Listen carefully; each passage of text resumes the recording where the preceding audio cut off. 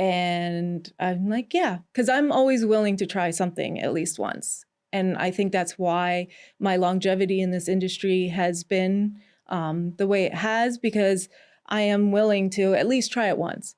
There's probably my entire sex life would be completely different if I was not in porn, because I would be very vanilla.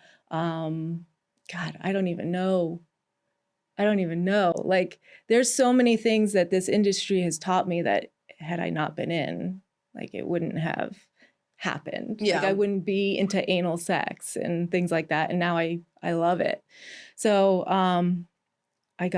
I lost my train of thought. Well, I was just going to say the cool thing about, you know, discovering your sexuality through the work is because most people in civilian life probably don't have, you know, people hitting you up all the time saying, here is this proposal for a sexual experience. Yes, Would you like to yes, partake in it or not? Right. Yeah. So I think that's kind of cool that you get offers coming in on different things you can try or do again a different way. And you get to kind of pick and choose that evolution and that experience. Yeah. And that was part of it. And then we also wanted to get a little insight on how other people shoot the content. And I always pick little things from other production companies. I'm like, oh, that's nifty. Or I see something happen on set and I'm like, ooh, that was kind of cringe. And then this is how I'm going to not be that way when I shoot. So okay, I need to hear. Yeah. Okay, so what are the biggest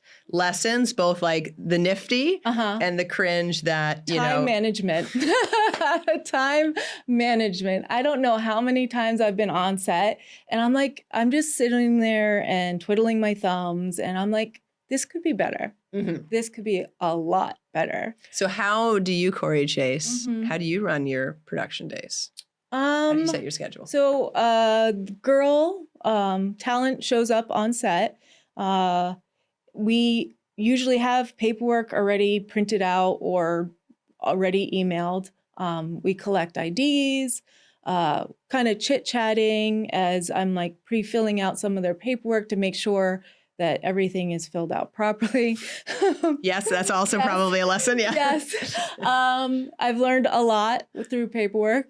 And then we kind of do our sign-ins and everything. And then we have, just like you guys, you have a shoot list that you would like to hit that has already been sent out to the models. And we just go at it. We chit chat a little bit here and there, but we kind of are very upfront with them. Like, we can get to know each other, but once we're done, we're cut, then we can do more of the like we're here to do, we have a job, we have a schedule. The work is work. And then once we're done, if they want to come to dinner with us, we'll take them to dinner. And that's when we get to like really get to know them. Yeah. And so time management. Yeah, time management. 100%. And I bet now, having done this so long, I know one of the things for me is I can look at a script and I can be like, how long is that going to take? And how many hours do I realistically want to be? And you can see the match. Yeah. What are some of the other like nifty things that you've learned that you've brought back into your I've learned a lot of like life hacks. A lot of models have taught me a lot of things, like how they keep their lingerie together. Like, I had one model show me she ties her bathing suit bottom to her bathing suit top. I'm like, that is genius. So you literally go in your drawer and you pull the bikini out and it's attached. Yep. So now my bras and panties are that way. Lighting tricks, of course, are amazing. I didn't realize that a lot of film was done with lights that are actually coming out from outside through a window. I always thought that was just the sun, natural sunlight that was coming through. Shout out to the lighting guys. Yes.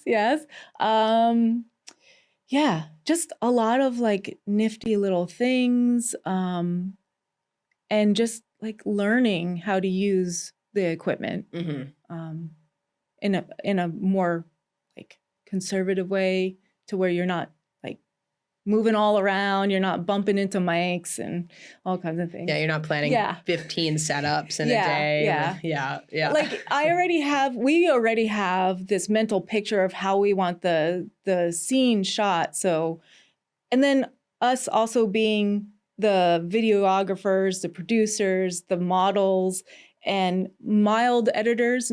Currently, we have editors that help us out. Very thankful for them.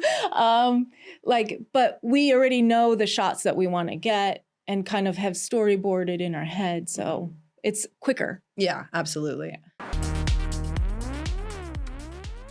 I know that you were featured, you did a mainstream gig for the show Billions, right? With Raven S. And it was Lisa Ann. Shout out Lisa Ann. How would you compare the experience that you had working on a mainstream production set compared to working in the adult It's all space? the same.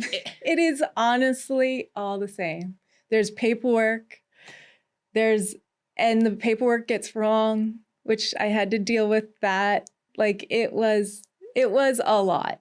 And we were shooting in a very tight situation. So I'm pretty sure that what they wanted to get probably could have been shot a lot quicker had they been able to run cameras from both angles. But they had to tear cameras down and then kind of readjust the hotel room and then switch it around.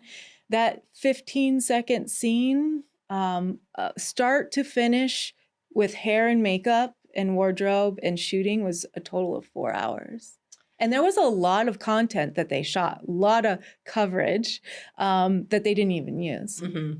That's probably, I mean, talking about like life lessons in production. Yeah. I know for me, when I first started to direct, it was this panic of like, you have to cover every possible angle just in case, you know, just so your editor has enough to work with. And then you realize after the fact, like, you don't need 80% of that. Yeah. And it's such a waste of time. And it makes the editor's job more difficult because they, you know, there's no vision. So now what I do is I like you have a pretty clear idea in mind of what the sequence looks like, but I always map out the first shot, the transition in and the transition out to the next sequence. So that once you have those two bookends, it's pretty easy to fill in the middle, right? You don't need to shoot everything. So I definitely learned that. Like there were years I overshot. But I do know that like even with Billions, you have this series and the story is chronologically taking place. There's not necessarily a start and stop point in each episode. So I'm sure that there was a lot of extra coverage that they were shooting because they didn't quite know where the angles are. And when they're dealing with topics that are like a little more current, that could also be why we had so much extra.